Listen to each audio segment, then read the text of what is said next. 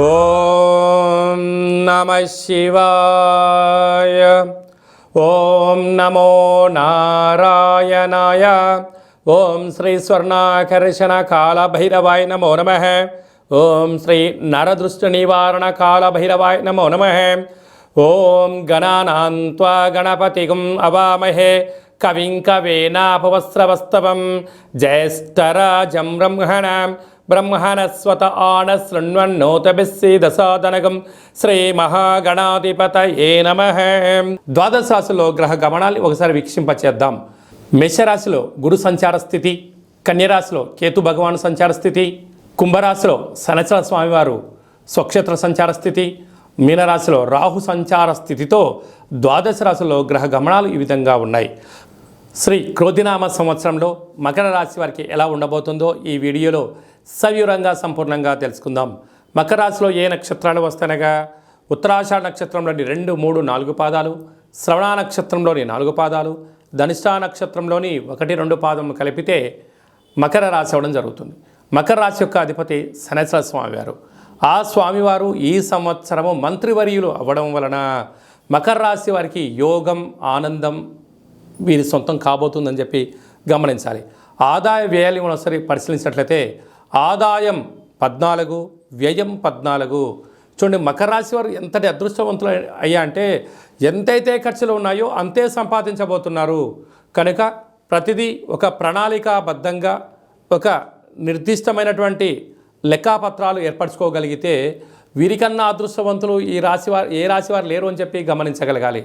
ఎందుకనగా సంపాదించడము, పోగొట్టడము పక్కన పెట్టినట్టయితే ఎలాంటి ఇబ్బందులు లేవు. నదిలో నావ సాగిపోయినట్టు మీ యొక్క జీవన విధానం సాగిపోతుంది.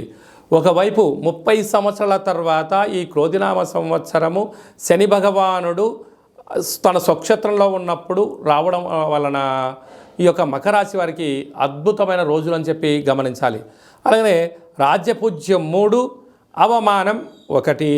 కనుక విద్యార్థులకు, ఉద్యోగస్తులకు, వ్యాపారస్తులకు, స్వయం వృత్తుల వారికి, పెట్టుబడులు పెట్టేటువంటి వారికి ఎప్పుడు కూడా సమాజం, తల్లిదండ్రులు, బ్యాంకులు సకాలంలో రుణము, ధనం అంది ఆనందకరమైన జీవితానికి వీరే కేంద్ర బిందువులు అని చెప్పి గమనించగలగాలి. అలాగే ఒకసారి మన కందాయ ఫలితాన్ని మనం పరిశీలించినట్లయితే ఆగస్టు పండగ నుండి అంటే శ్రావణ మాసం నుండి తిరిగి ఉగాది పండగ వరకు మధ్య 0, చివరి 0 కారణం వలన వాహన ప్రమాదాలు పొంచి ఉన్నాయి. ఉండబడిన వృత్తులలో, ఉద్యోగాల, వ్యాపారాలు ఆటంకాలు రాబోతున్నాయి. దయచేసి రుణాలు ఇవ్వద్దు, రుణాలు తెచ్చుకోవద్దు. దీనివల్ల వాహన ప్రమాదాలు, ఒత్తిడి, సర్జరీలు జరిగేటువంటి పరిస్థితి చాలా అధికంగా ఉంటుందని చెప్పి గమనించగలగాలి.